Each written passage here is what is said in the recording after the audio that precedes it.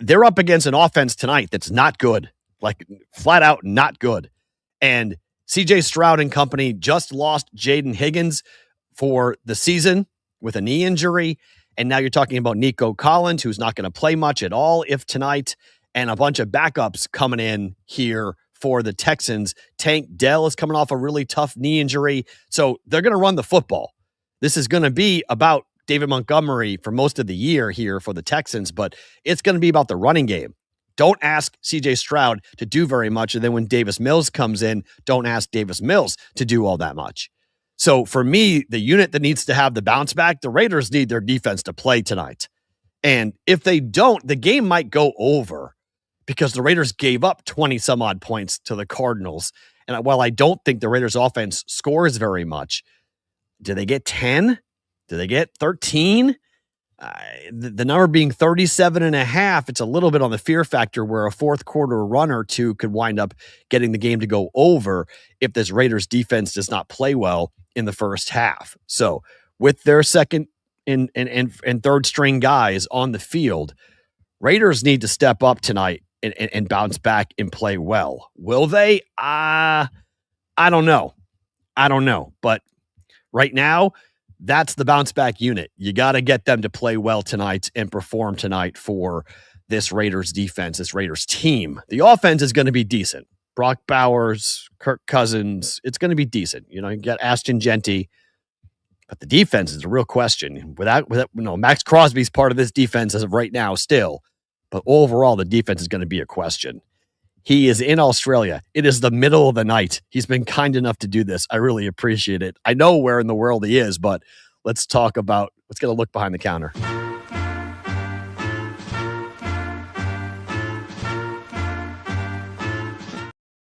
Adam Bjorn in the middle of the night in Australia. How are you, my friend? Thank you for coming on. I appreciate you staying up. Yeah, no worries. More getting up than staying up. Gave up about 5-6 hours ago and thought need to get some sleep. Currently am about 3 hours south of Melbourne in the hometown where I grew up. Spent the week out hunting looking for koalas and kangaroos and everything else. While when I say hunting, my 7-year-old actually had some kangaroo on his dinner plate this week as well. So, and he did eat it all. He did enjoy it. So, kids are experiencing a whole lot of new things this week while I visit a town that I grew up in for the first, 18 years of my life, and then haven't been back for 18 years of my life. Wow. All right. I tried pigeon for the first time when I was in Barcelona. What does kangaroo taste like? So it's one that's really easy to kind of explain to Americans because it's venison. It's like that deer kind of red gamey meat. So that's actually, it's one of the few things that actually translates pretty well when having a conversation with an American about eating kangaroo versus eating deer and some of those elk kind of meats. But it was surprising. We went out for dinner and kangaroo was on the menu and we'd just seen some that day. And he's like, I'm going to try eating one of those things. Is it hard to find koala bears? I figure it's Australia. I figure they're everywhere, no? Well, my wife got off the airplane in Melbourne expecting kangaroos and that to be bouncing down the highway and greeting her as she got off the plane. Where I grew up is very much sort of country, and there is some spots where you can go find all the wild animals that are out that exist. So we did have a spot where we could go. We ended up finding about half a dozen in the trees while down at the Cape Otway Lighthouse in that area. So they all got their fill, they got their pictures and everything else. Now we're heading a bit back towards Melbourne to go look for some penguins on the weekend. Oh, what? Really? Penguins? Really? Yeah. Not like dolphins, but penguins? Yes. There's an island just off the mainland near Melbourne that does, like, the penguins do a parade each night as they come out of the water and up to their habitat and that whatnot, depending on the time of year and all those kind of things. But it is migration of whale season and the penguins are out and everything else. So we're hitting up all kinds of furry little animals while we're out here. But there'll be no eating of penguins. All right. Tell me What's the largest size spider you've ever seen in Australia? How big? Well, it was funny the other night. We did have a huntsman in the garage, so the kids got to see it. It was probably it's a bit smaller than a hand size, but there's been some that are, dinner plate sizes that I've come across when I was living up in the outback, playing Aussie rules in the summers. In Darwin is where you get some decent sized spiders, especially I mean, the huntsmen, as big as they are, harmless. But they don't look harmless when they come hanging down while you're sitting on the outhouse, and they come crawling down the wall and whatnot. So, yeah, Oh, there's some of the tiny ones are the most venomous, and some of the big hairy ones are the most friendliest. So yeah, you come across everything here. That's why I haven't been home for 20 years, because I don't want to cross these critters as I, you know, I, sitting I on the bowl on the throne and seeing them, crawl up the wall while I'm trying to get out of there. I don't think I would handle a plate-sized spider very well on the wall. I think that would definitely cause me to have a reaction of some sort. There probably wouldn't be the most manly of sounds coming out of me if I saw that thing. So I think I would be a little bit on the freaked out side for that. But I mean, what's the biggest thing you've seen? Is a bat the biggest thing you've seen? Again, I mean, for me, the snakes. I'm not a snake Okay. fan. Oh, Like okay. I have driven along roads in Australia where there's been a snake across the road, and I've literally lifted up my feet as I've driven across them, and then not gotten out of my car for half an hour afterwards, just in case he happened to wrap around the muffler or something under the car. Snakes are no snakes. I don't like them. Yeah. We have some that are way too big. I'd rather be in the water with a great white or a river with a crocodile. Snakes are they're just my kryptonite. All right. I don't blame you. I don't like them either. They're not fun, especially the size of them, how big they get in Australia. I don't think I'd be handling that too well either. All right. So we got football on the brain here. We got 2 games tonight, preseason. We got 3 games tomorrow here. Anything of note, or anyone taking a shot tonight? Any Masters getting involved with either game tonight? Actually, the 5 games, tonight's 2 and tomorrow's, are pretty well balanced, but they have moved a little bit. There was one tomorrow night where Jacksonville had gotten as short as 3.5, and it's back there plus 1.5 now. But on tonight's games, the Raiders holding about 67% of the money, 71% of the master money on there, but it's sort of fluctuated around that one. Similar with San Francisco, actually, pretty well balanced overall, but 72% of the master money is on from San Francisco. And we're seeing about 55-60% of the money is master money, as we sort of spoke about last week, how that balance looks. Surprisingly, totals, not a lot of action on them, haven't really moved too much beyond a point and a half. And then we sort of had, going back to last week, looking at the 2 games that really ran a lot. Titans, I think, was Yep. 1.5 to 6, won by 6.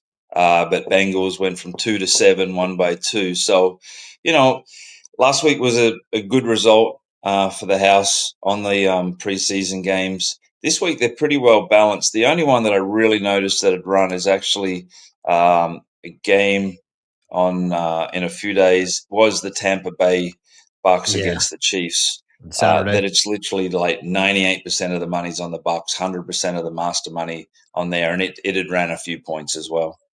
Interesting. Yeah, on Friday's games, I mean, you've got Jets, Steelers, Panthers, Jaguars, and Packers, and the Broncos.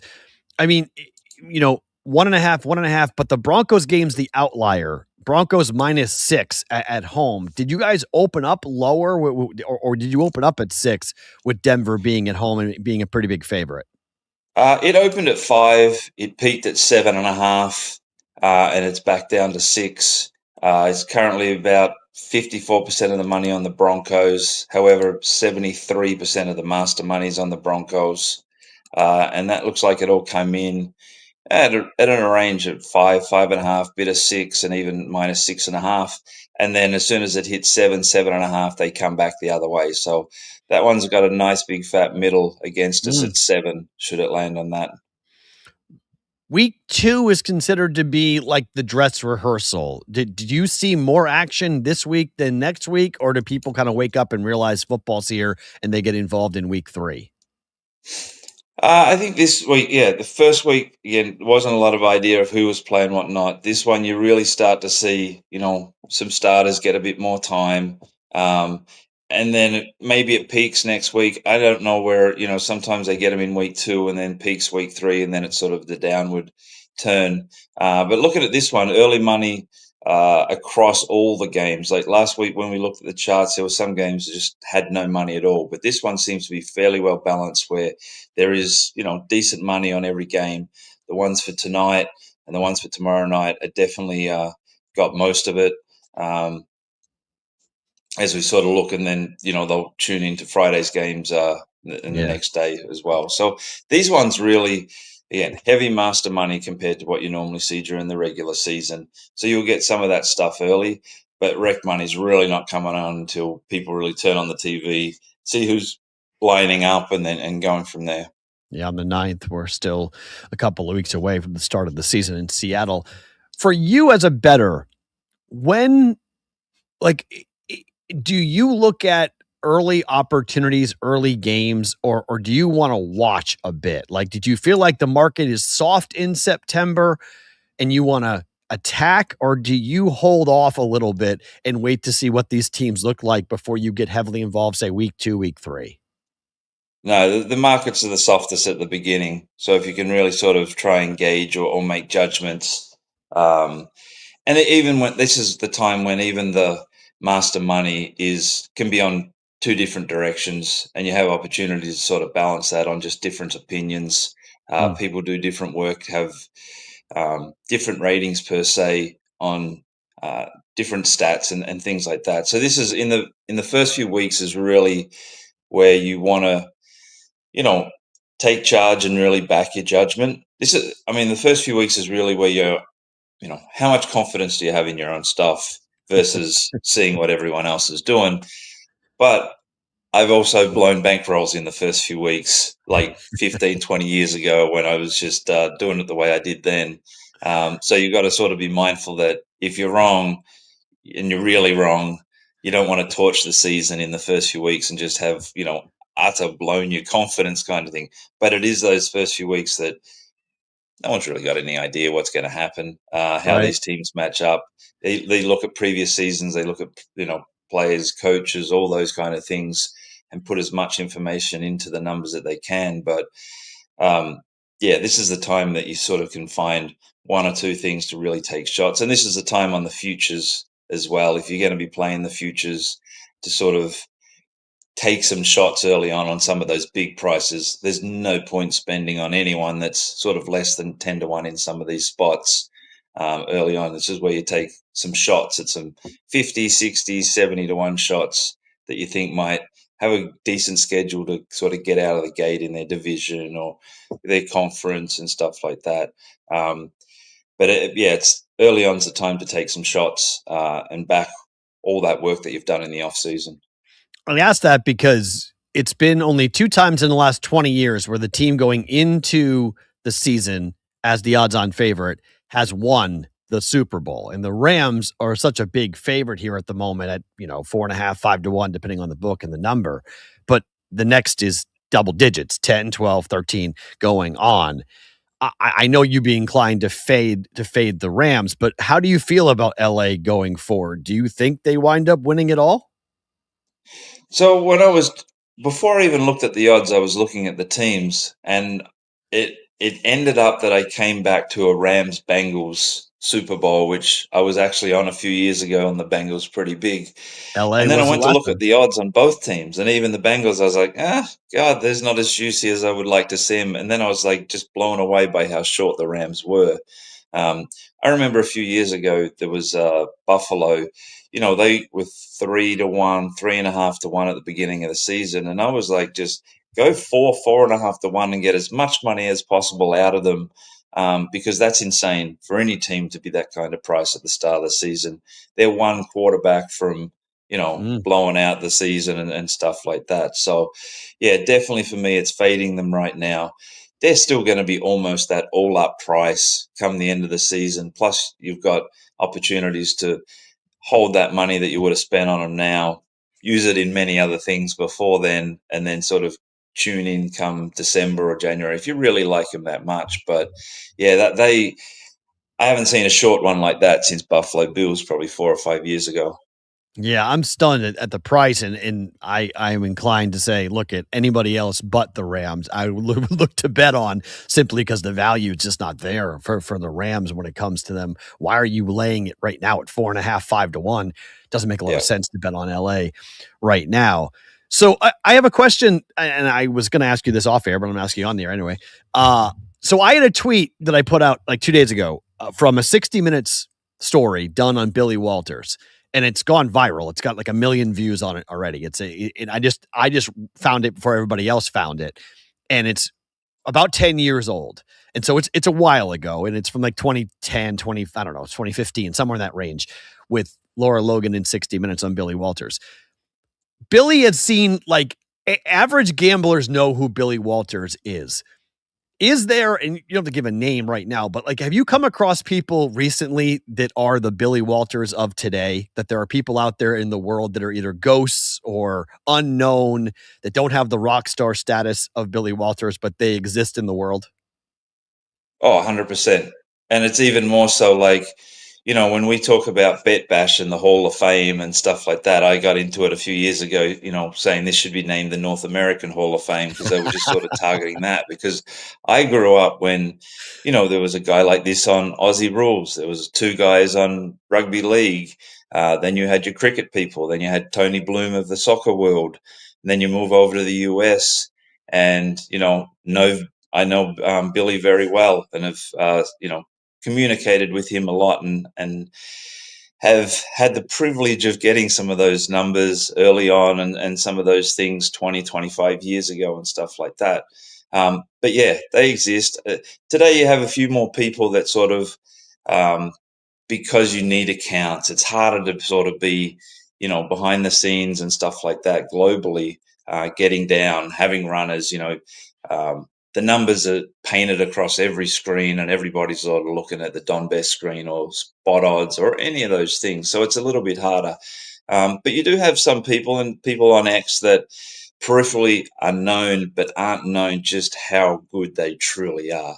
Um, Billy was before his time sort of using some of this information, having access to, university newspapers and all these kind of insights of that's just free information now and things like that. And that was sort of key back then, was the information and really understanding when a player was out, what kind of value that was and things like that. But yeah, there is people now that, my Mount Rushmore, to put it in the American terms, of who's who.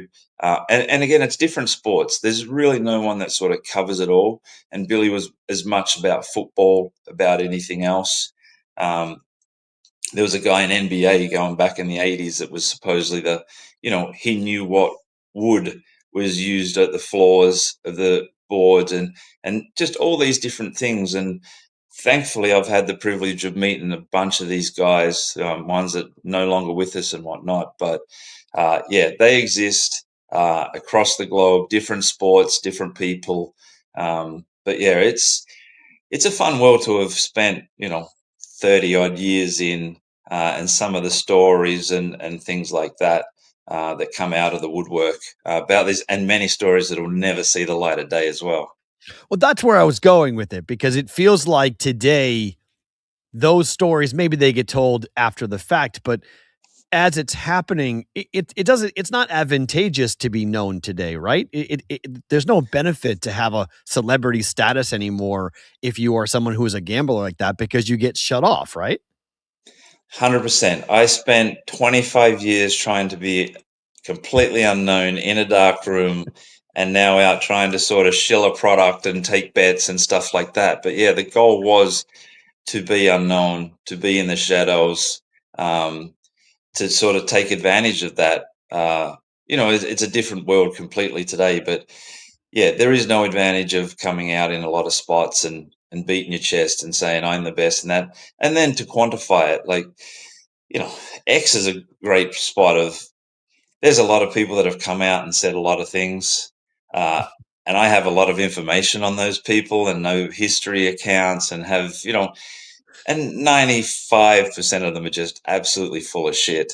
But it's sort of the ones that don't say anything that you kind of watch and and they drop a nugget here and there, and people are probably just running over it and not even taking any notice. And you're like, if only people knew who just said what and what that value of that nugget was. Um, that's sort of the fun of it as well, of knowing who those people are, what kind of impact, in 10, 15 years they'll be spoken about. And one that's very vocal is Rufus. Yeah. And he's out there and easily top 5 at the moment in pretty much anything that he touches and wants to do on that level. Obviously, he's spoken out a lot about the golf that he does and things like that. But yeah, there's people out there that are, Billy Walters-esque, and that just not I guess the network is truly where Billy was on another level again, of having these people just owning Vegas sports books with all these beards, and the way that he'd send out a game to 10 different people, and 6 of them would have one side, 4 of them would have the other side, and there was sort of those internal games as well as to knowing who's. Now that exists on another level, where you have the Tony Blooms, the Starlists and that of the world, where you have your modelers don't know your betters, and there's very much a siloed existence in those worlds as well, where everybody doesn't know everybody within the organization, because you put someone that knows the math to someone that knows the betting outs and stuff like that together, then they're kind of their own syndicate. So there's still some of that fun and games that exist within today's betting world as well. That's great stuff. Good stuff there. All right. So what's the itinerary for you for the rest of the time? And are you going to 49ers Rams? Are you going on the 10th? Yes, I will be there. For me, it'll be the 11th. The 11th is September the 11th is the day I turn 50. So I will be going to. Wow.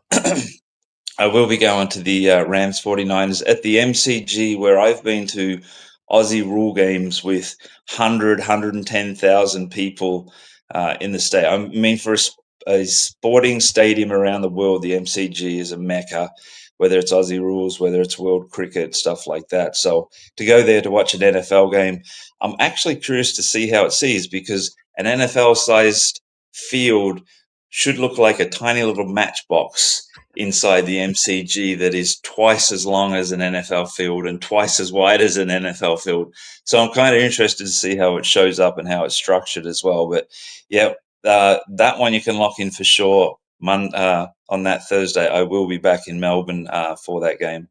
Great stuff. Appreciate the time, my friend. Stay away from those kangaroos. They might get kind of angry at you. We'll talk to you next week, all right? All right, cheers. Thanks, Matt. Adam Bjorn joining us from Australia here on Pushing the Odds. My gosh, that's so cool to get that on there. Middle of the night. He slept for 6 hours, got up, fell asleep, got up to do the hit with us. So I really always appreciate him doing that. Let's talk about what happened last night, because there was a funky play with the Orioles and replay.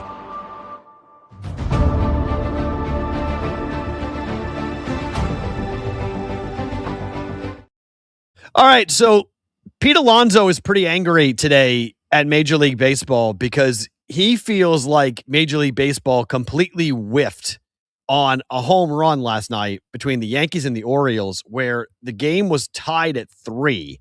The Yankees won the game 5-3, but Pete Alonso feels like his home run to left should have been counted, and instead it went over the top of the foul pole, and they don't know whether it went to the left side or the right side. Alonso was pretty mad. After the game, Pete Alonso said, "It's a simple fix.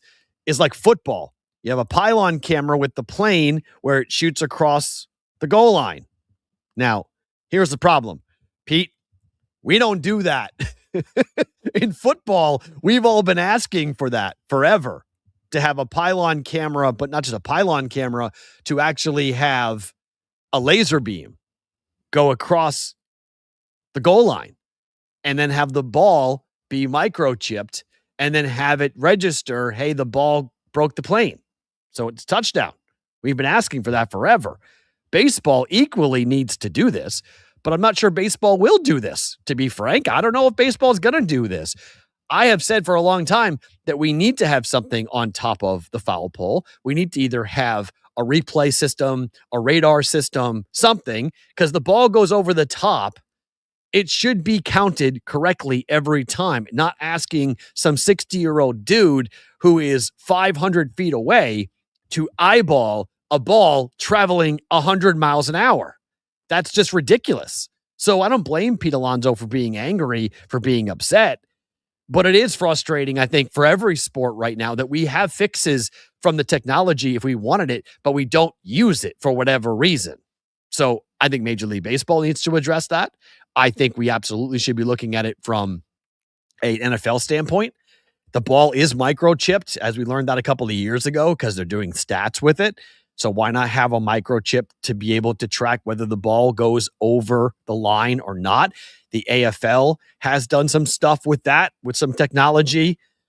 Yes, Pete, you're right. We absolutely should fix it, but we haven't yet.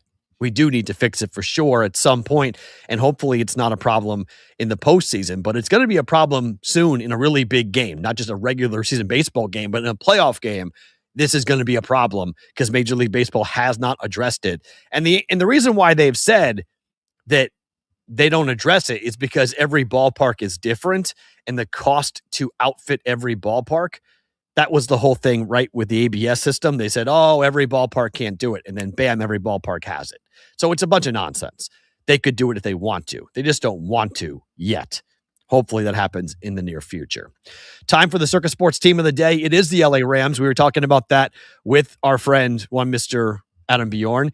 The Rams win total is set at 11.5 this season. Again, I would be fading the Rams. I wouldn't be betting on the Rams at the moment. When you see this schedule, plus 450 is ridiculous from a price perspective. Yes, their roster is unbelievable, but are you trusting Ty Simpson? He looked pretty good in his first game. It was a preseason game, but you've got a difficult schedule. That game on the 10th, as Adam said, it's the 11th in Melbourne. It's the 10th for us in America, but that's a long travel to come all the way back. There's 11 days between that game and the game against the Giants on Monday night. So they get a good rest, but that's still a really far trip out there. And who knows, if everyone comes back for the 49ers, they could win that game. You look at the 11.5 and the games they've got at Denver is a difficult matchup, against Kansas City, difficult matchup at Seattle, playing the Seahawks. 2 of the last 3 games of the year are against the defending champs. So that's difficult. They've got the Chargers and the Eagles. Again, the Rams are the odds-on favorite for a reason. And the Rams to win it all, and for the Rams to play up against the Bengals, that's Adam's projection. You heard him say that. Rams, Bengals. Well, that's the last time that SoFi had the Super Bowl, the first time. This is the second time. Rams won the first time, 23-20. Could the Rams play the Bengals again? Absolutely, 100%. But we need to see how it all plays out over the next couple of weeks and the first couple of months here with all the hype and all the excitement over the Rams. I'm just telling you from a betting perspective, there's no value in the Rams. None.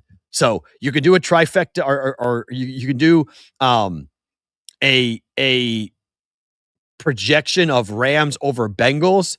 If you get really confident and want to get really cocky, you could do that and get some decent prices on that. But the better play is just to wait and see where the number goes during the regular season rather than taking a shot today in August for a Rams team that everyone, I mean, the next closest odds 10-1. That's the Bills at 10-1 at Circa. So you have plus 450 to 10-1. It's a big $5 gap between the two.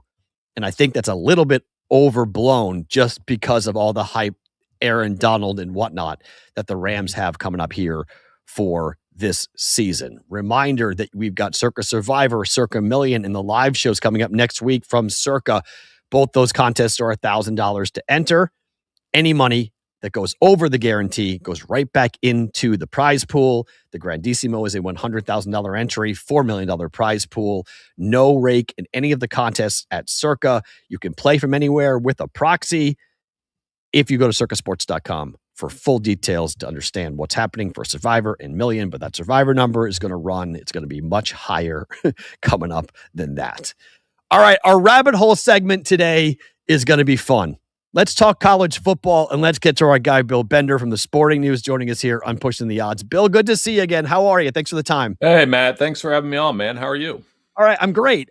Something broke overnight that actually changes my question to start the conversation with you, because I can't really understand what's happening here with the court order that's going to allow NFL players who have left college, who are on NFL rosters, as many as 30 of them, to go back to college to play college football this year.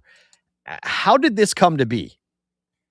Well, I mean, it's partially because of the 5 for 5, right? Like now you want to make those players eligible. I think had college football and the NFL worked somewhat collectively here, made this a one-time thing, like a one-time exception, much like maybe COVID. I hate to bring up COVID, by the way, but if had we gone that direction, this would have been more palatable, because now you have this deal where, you saw a player the other day that had a couple sacks in a preseason game, wants to go back to college. And that's hard to square for some of us traditional college and NFL fans. I'm sure it's hard to square for you as well. But I'm hoping the cases are limited, and it doesn't get too tied up in courts, which it might. But this is part of the game and part of the one of the craziest off seasons I think we've had in college football in my time at Sporting News anyway.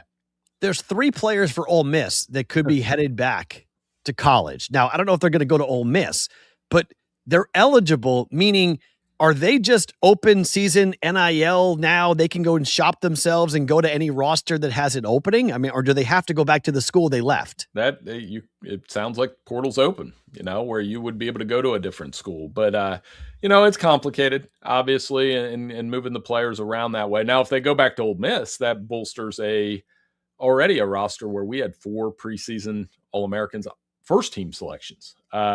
Will Eccles, Trinidad Chambliss, Keywan Lacey, Lucas Carnero, and that definitely beefs up that Ole Miss roster if they had a couple more players. Some of this could get tied up in courts, who knows? But that's been the story of the offseason. A lot of district court rulings have been part of the college football experience, unfortunately. So, Bill, I asked this question yesterday about the Big Ten and the SEC, and really it was the reason why I wanted to talk to you, because if you look at the preseason AP preseason All-America list, 22 of the 27 players listed are from the Big Ten and the SEC. We have 17 of the top 25 teams ranked in the preseason top 25 are from the Big Ten and the SEC. At their conference media days, both commissioners were talking about the breakaway potential for the Big Ten, for the SEC, or a combination of the two for them both to break away. But have we already done that? Have we already seen the Big Ten and the SEC separate itself dramatically from the rest of college football? With each passing year, sure. I mean, those percentages you're talking about, I mean, the 22 to 27, I didn't know. That's 81.4% of the All-American team. 68% of the AP top 25, and I would venture to guess on most given years it'll be 75%, at least 70%, 7 out of 12 of the college football playoff will come from the SEC and the Big Ten. And the only thing stopping them from getting that 8 team, which I guess would be 66%, is Notre Dame. Each year Notre Dame gets in the playoff, it takes a spot away from somebody. And whether that's the ACC, they didn't take the spot from the ACC last year. But, they're going to command the playoff. The Big Ten's commanding the national championship race the last 3 years. The SEC has the most playoff contender-type teams, in my opinion, especially when you get outside of Georgia, Texas, and you look to like 8 to 13, and you have Texas A&M and Oklahoma and Ole Miss and LSU and then Alabama. It's been a real quiet off-season for Alabama in a good way. I mean, I think they're still very much in contention for playoff berths and those kind of things under Kalen DeBoer. The Big Ten race is going to be interesting. At the moment, obviously, there's a lot of love coming in here for Ohio State. But Oregon's right behind them, Indiana right behind them, and then a little bit of a jump to USC and to Michigan. Let's start with Ohio State and just how good this Buckeye roster might wind up being. Obviously, they have the best wide receiver in college football. They have one of the best quarterbacks in college football, but that defense for the Buckeyes might be the best as well. Where are you on Ohio State? I mean, it's run like an NFL operation. I'm not saying they could beat an NFL team. I hate that argument. Whenever people get into that, it gets weird. But you said it. Jeremiah Smith, best player in college football. The quarterback, Julian Sayin, an undersold Heisman finalist from last year. They bring back Bo Jackson. The offensive line should be better. The defense they have a knack for picking up the right transfers at the right time, like James Smith, Allegro, Earl Little. They brought in some guys that are going to play right away for Matt Patricia. And when I say NFL operation, I went to practice what I guess had been the week before, went out to practice. And when you see Matt Patricia on the sideline and Arthur Smith and the back and forth when they're going through team, it's like, yeah, that's kind of like going to the Browns or the Bengals or the Steelers. That's what it feels like when you go to those places. And so the talent's there. They're the safe pick. They're the ultimate safe pick because nobody's going to jump out of their chair if Ohio State goes out and wins the Big Ten and the national championship this year. It's become the expectation. Where are you on Indiana? Because Hoosier fans, if you talk negatively about their team, they will jump down your throat pretty fast and say, we are the defending champs. I don't care what happened with Mendoza leaving and whatnot, but what is your outlook for Kirk Cignetti's club? Because there's a lot of pressure, and I'll call it pressure, on them to showcase that last year was not a fluke. Well, I think they did that last year. I was one of the guys, I may have come on your show and said, hey, they're not going to win at Iowa. They're not going to win at Oregon. They're not going to win at Penn State. And they went and won at all those places. I think what I really like about Indiana is the strength of their lines. The offensive line is going to be really good around Carter Smith. Defensive line around Tyreek Tucker, Mario Landino, both linebackers in the middle back. They're really good defensively. That's what really stands out. So I don't think the pressure necessarily resides there. There's some to that, what you're saying. Yeah, they got to prove it all over again. But to me, what's that mean? Like, do they have to go 16-0 again? Does Josh Hoover have to be Mendoza? Do they have to win every game? They have a tough schedule. But as long as Kurt Cignetti's there, I think they're going to compete for the Big Ten. I think they're going to compete for the college football playoff. Sporting News has them number 1 in our preseason poll, and it's a little bit of, hey, returning national champion. But I can do Ohio State, Indiana 1 and 2 in any order. And I also really, you Matt, you could sit here and make a case from anybody down through 7 and say, here's my national championship pick, and I'll hear it, all the way down to Miami. After that, it gets a little weird. Right. In the Big Ten, I know Ohio State's got a ton of talent, and obviously Oregon and Indiana are going to be there. But is there anybody that you're looking at or anybody that you have heard, whether it be Penn State with Matt Campbell's first year at Penn State in their schedule, which is going to be really easy, or someone like, I don't know, a USC as to what they might be able to accomplish this year? Is there anyone that's not of those top 3 teams that you like a lot in the Big Ten? Well, I think there'll be a lot of discussion around that second tier of USC, Michigan, and Penn State, and there's reasons to like each one of them for different reasons. I suppose Penn State, you mentioned the schedule. I think I haven't gone a hit or a interview or everybody knows about that schedule, right? That they're going to not play Oregon, Indiana, Ohio State. So how do they take advantage of that in year 1 with a lot of Iowa State transfers, including, I like that Rocco Becht has played a lot of football, so that will help Campbell make the transition with I guess it's Iowa State East, trying to spit that out correctly. Michigan, 9-win team last year, may win less games than this year, but may feel better about it because they don't have things going on off the field with Kyle Whittingham. I think they will get more development out of Bryce Underwood. Savion Hyder is he's going to be a player, this freshman running back. But when you have to temper expectations for freshman running backs, right? Like he's part of a tag team with Jordan Marshall. They should be better. USC is the one generating the most buzz, though, around that offense with Jaden Mayava, 2-headed running game. We know they're going to score. If Gary Patterson, who Lincoln Riley says he is, a defensive coordinator, they're probably the one. I think they're going to get to the playoff, maybe. They have to beat one of, who'd we just say? Oregon, Ohio State, and Indiana. I like USC to make the playoffs as well. I bet that. Good. I like their year. I like what they've got. It's time for Lincoln Riley to finally put this all together and go and make a big splash and a big run with USC. To the SEC we go, and Georgia, Texas, LSU are the two front runners, but it's Bama, A&M, Ole Miss, Oklahoma. It feels like while we've got sort of that the upper echelon of the Big Ten, that the SEC is a bit more convoluted, that we know that Georgia and Texas are going to be, but it feels like it's a bit more wide open in the SEC. Would you agree? Agree. And agree because, Georgia quietly is a two-time defending SEC champion with a lot back. Gunnar Stockton, really good defense. Who's catching the football is my big question. It's got to be more than London Humphreys and Lawson Lucky. Texas, awesome roster. Really, really awesome roster with, not just Arch, but the transfers they brought in. Cam Coleman, two running backs, Rasheem Biles, and really seeing what they're all about when they play Ohio State in week 2. What jumped out when you put that graphic up was LSU, and I'm wondering how much of that is 575. Is that the Lane Kiffin effect? Is that the 40 transfers? Does that presume that Sam Leavitt's going to be that guy? I think that number, I think you're getting more value out of Alabama if you assume that Keelan Russell's that dude, which from the accounts coming out of Tuscaloosa right now, he might just be that guy. I love that you're pointing this out because I've got people on the ground in Tuscaloosa who have been telling me the exact same thing. And that's why I took Alabama to win the championship at 25-1 because of year 3 in Kellen DeBoer's system. And it is dead quiet. No one is talking about Alabama. No one's expecting much out of Alabama. And this team, if their offensive line can perform, the odds are really good. I mean, Oklahoma's in the same boat at 35-1.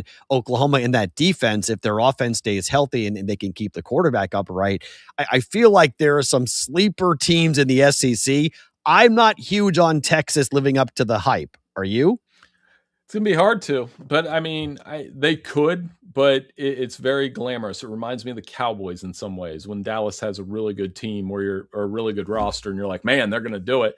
Now, to me, it really hinges on, you'll get the value, whatever happens with that Ohio State game. If they go out and beat Ohio State, I'll probably be like, okay, they can do this. Keeping in mind that they're 0-5 against Ohio State and Georgia the last 2 years. And those are the heavyweights, right? If you want to play in that weight class, you've got to beat them every once in a while. They can play with them, but can they beat them? I like what you said about Alabama. I think Oklahoma's another interesting team with John Mateer because they were a completely different team when he was healthy last year. And they go up to Ann Arbor in week 2. And I believe, you may have to correct me on this, I think they're a slight underdog in that game. Mm-hmm. They might be. And but if they go up there to Ann Arbor and play well and win in the big house, that always gets you a little bit more attention when you win at a place like that, regardless of where Michigan is at the time. What do you make of the schedule for Texas? Because on paper, they have the hardest schedule in the country, just given the name. I mean, week 2, you talk about Ohio State in week 2. They got Oklahoma in the Red River. They've got road trips that, places like LSU where you just don't go in there and automatically win. It feels like we're not talking about the schedule enough for Texas just because of the transfers and the talent they've got. They got 4 All-Americans on that roster, but that schedule could be really difficult, could it not? Oh, I think so. You can't take anything for granted. And that's why, I could see bettors being off of Texas a little bit. I mean, the schedule has everything to do with it. Georgia's is a little lighter. Georgia played 6 ranked teams last year. They play 4 as of now. Now that changes. It changes. You know that, right? Like Georgia Tech could be ranked when they play them.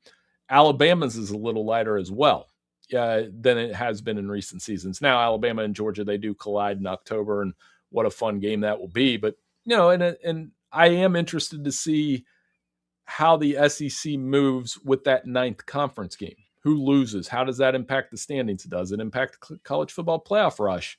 All of those things are in play. Bill, let me get out here on this. This is my most unhinged prediction of the preseason. So I am in on Dan Mullins at UNLV being the group of 5 representative to make the playoffs. Am I nuts? No, there's not. One of the startling things about the poll itself was that, UNLV, Boise, Navy, nobody had like more than 4 votes. So there is a gem on the week 0 schedule that if you were making that prediction, I know you're going to stay up late and watch. At least I'm going to stay up late watch, be in Eastern time zone. UNLV Memphis. What a game. I mean, the winner of that game is going to have a huge chip in that race. I think Boise State's going to be good in the Pac-12, which do get your checklist out of who is not and who is in the Pac-12 now. Navy and the American. And then I'm really interested to see North Dakota State make the jump. They were so good for so darn long in the FCS. I'm wondering if they can't do it in the FBS as well. Yeah, that's going to be a fun storyline to watch if, in the Mountain West Conference with a lot of winnable football games for them on their schedule as to what they're capable of doing in year one. It's going to be wild. Bill, thank you for the time. This is awesome. Let's do it again soon, all right? Hey, we can do this anytime. Thank you so much for having me on. Take care. Awesome. That's Bill Bender from the Sporting News joining us here on Pushing the Odds, talking college football with us. Always great to get him on the program. Jumping down the rabbit hole with him, being brought to you by our friends at Rabbit Custom. Share and go after your buddies in the group chat with no limits. You set the term. You call the shots. You download it for free in the Google Play or the Apple Store. Use the code PTO5 to get 5 free Rabbit cash. We will head to bonus time where we got a bunch of stuff going on with our signature edge and other things to give you guys coming up on the program. But if you are watching on Sports Grid on the replay, thank you for being here. For the rest of you guys who are live, bonus time starts now.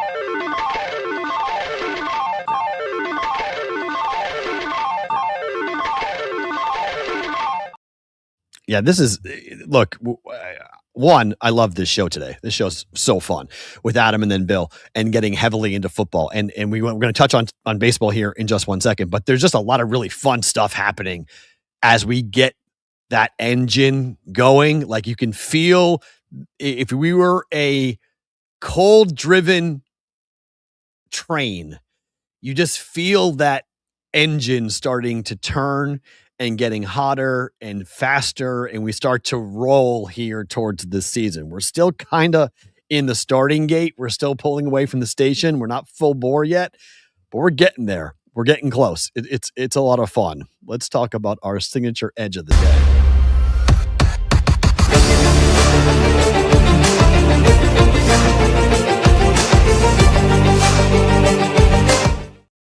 Signature edge of the day being brought to you by signatureodds.com. They're going to give you a $1 price tag to join them. This is a site that's going to teach you how to become an arbitrage bettor. They're going to break down sports betting. They're going to break down sports betting arbitrage into simple, actionable steps with education, precision, and persistence. This is about math. This is a math problem in which they will show you an interface like this, where they will show you the odds. They'll show you how much you're going to bet and how much you're going to make. This is not really gambling. When they find an opportunity to make money, this is a math equation that you will get into that they will literally walk you through for the first month of your subscription. They will train you and teach you for $1 at signatureodds.com. For the signature edge of the day, being brought to you by Signature Odds, the Yankees and the Orioles going after it here for tonight. These are games in which you could see a big advantage. Yankees win the game yesterday. They've won 3 games in a row. They go for the sweep here, and they've got Garrett Cole on the mound against Kyle Bradish. The price is pretty good. It's minus 116. But when you have Garrett Cole on the mound and you have the pitching advantage, the Yankees are 40-28 on the road. Another American League team that's really good on the road. The Orioles, 32-32. The math would tell you that the Yankees are the side to jump in with Garrett Cole on the mound here tonight as the Yankees go for a sweep here tonight with our signature edge of the day, brought to you by signatureodds.com. Okay, we can make bets for tonight. I've already told you the plays that I like for tonight, but we can jump on that because, well, there's 2 football games you can bet for tonight.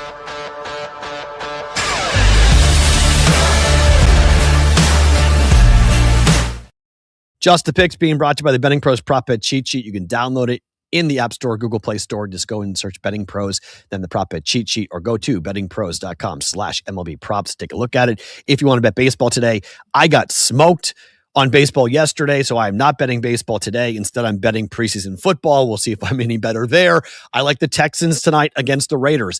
Look, I think the Texans defense is just really good. I like the under in the game. Okay. And some books are as high as 38.5, 37.5. It's coming down. The public is betting the under because of the defense here for the Texans, and money's coming in on the under. I don't hate it, but I don't want to be sweating out preseason totals. I think I learned the preseason totals went 12-4 to the under in week number 1. And so I feel like everyone's going to assume that the under is the right play. I don't want to be blown away because Davis Mills throws 3 touchdowns against a really bad Raiders defense. So I'm not interested in getting involved with the total tonight. I'm just going to go ahead and think the Raiders defense is bad and the Texans defense is really good, and their backups are just flat out better, and they're better coached at the moment. They have a system in place that it's going to be Texans tonight at home in week 2.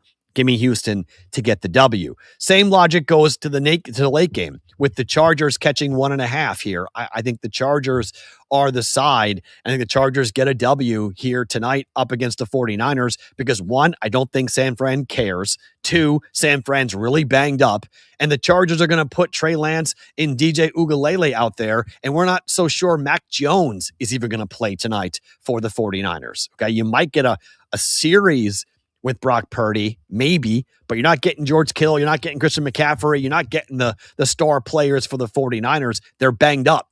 They're hurt. So this is not a typical 49er roster going to LA to play the Chargers. And frankly, I think Harbaugh just wants to win. I think Harbaugh, after what they did last week, scoring 20 some odd points in the first look of the Mike McDaniel offense, we've got Justin Herbert in the ones taking on at least one series tonight in the Mike McDaniel offense. So I'll roll here with the Chargers to get a W. I got 1.5. It's 1 at Betcris, Arizona. I think the Chargers money line is a pretty decent bet coming up here for tonight as well with that. So we'll jump in with that. But I think there's a real opportunity here to see some offense for the Chargers and get a W for the Chargers. I don't have a prop bet today. Again, I'm not betting baseball. I'm going to pump the brakes here and take a break on Major League Baseball. I think there's some opportunities to get involved maybe later on and we can get in, but I'm staying away from prop bets. I'm staying away from baseball entirely here coming up. Ish is saying alt total under 42.5 or 43.5 on both games in a parlay is plus money. Okay. Does either game score 43 or 44 points? I think that's good. I'm going to say that's good. That won't happen. I'm going to say that won't happen. But I don't want to be sweating it. Like, that's just my thing right now when it comes to totals. I'm not interested in getting involved with this in terms of totals in preseason. I think it's dangerous at the moment. I'm concerned with it. It feels like it's could be sweating it out in the fourth quarter. I'm not really interested in doing it. Giants 369. Are you a recruit? I haven't seen you in the chat before. What's up? Our betting just seems like investing. Steep monthly fee means you need to really invest in it to make it worthwhile. That is true. But look at, if you don't want to subscribe to any of the levels, the tiers that Signature Odds has after the first month, I still think it's worthwhile to do it for the first month because it's $1. You sign up, it's $1, and they're going to walk you through everything and how you do it. I'm doing it this weekend. I'm not going to have, I've been traveling like crazy and running around and doing stuff, but I'll have time this weekend that I'm going to do it this weekend myself, and I'll have a better understanding next week. I'll be able to talk to you guys more about Signature Odds, about what they're doing, because I think it's an opportunity to see, as through my eyes, how they're going to do it. It is a math equation. So bankroll wise, yes, 100%. Bankroll wise, you have to be there, you have to be prepared, and you have to be able to dedicate some time to it, to watch those. I'm really excited about college basketball because from what I know in my history, arbitrage betting with totals in college basketball, that's where you can really make a mark. It's a little more difficult to arbitrage the NFL just because of the discrepancies aren't that large, but there are prop betting discrepancies all the time that you could arb on prop bets. The NHL, we've got guys in the brigade that will tell you about arbitrage betting in the NHL. So you can take the thing they're going to teach you in the first month and apply that to whatever sport now or in the future that you could use. So I'm not saying this is a get-rich-quick scheme. It's not. And you heard it from Luca when he came on the show. It's not. It is a side hustle. But if you have the time and you're looking to make a little extra money, not a bad way of doing it. Chef Benny is asking, any Brigaders going to the Patriots preseason game? Let him know. Hit him up in the Discord channel. You guys can get there by going to pushingtheodds.com and click on Discord, and you can go directly to our Discord channel, and then you can go ahead and search Chef Benny. He's going to the preseason game. That game is going to be fucking crazy. When I tell you about preseason football, that might be the best preseason football game in like the last 10 years for the Patriots. The line outside of practice today for the joint practice between the Eagles and the Patriots was like Tom Brady peak Super Bowl era dynasty length. Like, people are buying in big time after what happened yesterday. And so far, so good from what the Patriots defense has done to Jalen Hurts.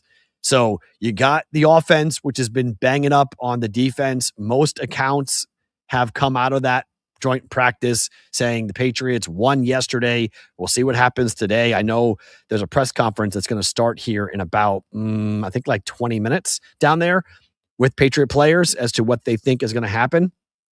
Has happened to kind of recap it all. But I mean, this has been a really fun environment for everybody who's been down there watching the Patriots and the Eagles. They have raved about this and saying, like, this is what more preseason football should be like. Forget all this crap with going to a game or having a preseason football game. Like, we should be doing just joint practices, the scrimmages. Like, that's how you get better. That's how you create an environment that people will want to play hard, that players will want to play hard, and it could be beneficial to everybody. So just a way of taking a look at it, I think, in a different spin to all of it. I wouldn't hate it. I wouldn't hate it. I'll just say that. I wouldn't hate it at all if we got rid of the preseason games and just went with the joint practices. But if you're going to the game Saturday, Eagles Patriots, that building's going to be electric. That game's going to be electric. I can't wait to watch that thing on Saturday. Let's talk favorite thing about today.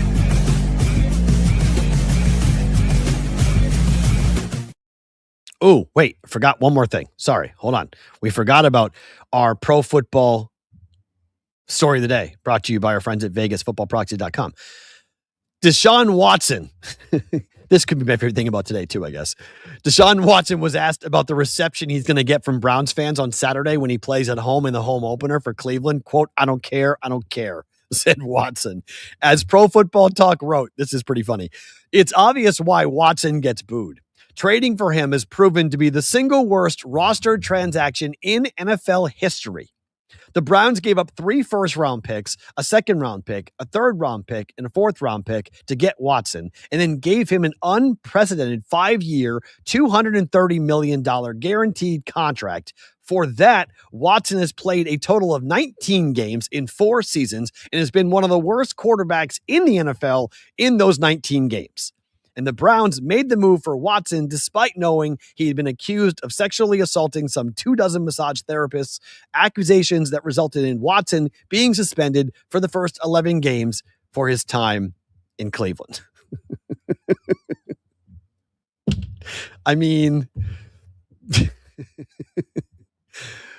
Deshaun Watson is a unique story, man. He really is. He's a very unique story. He's a horrible human being.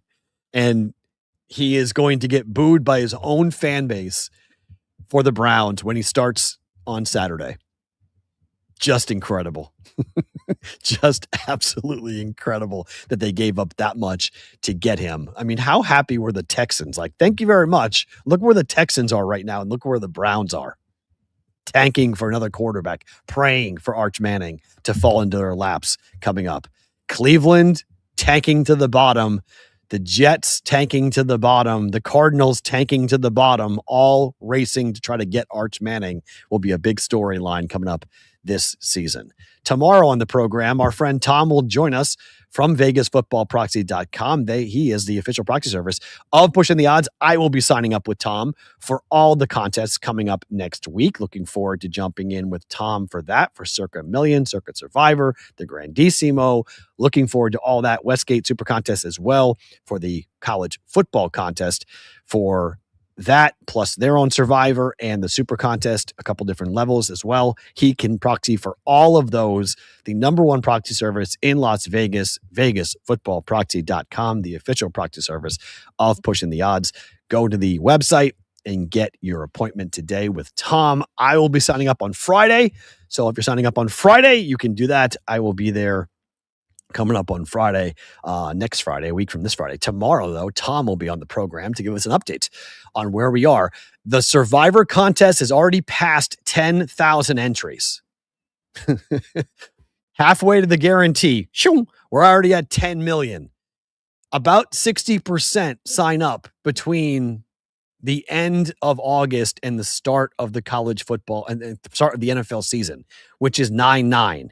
But you can sign up all the way to the weekend, to Saturday.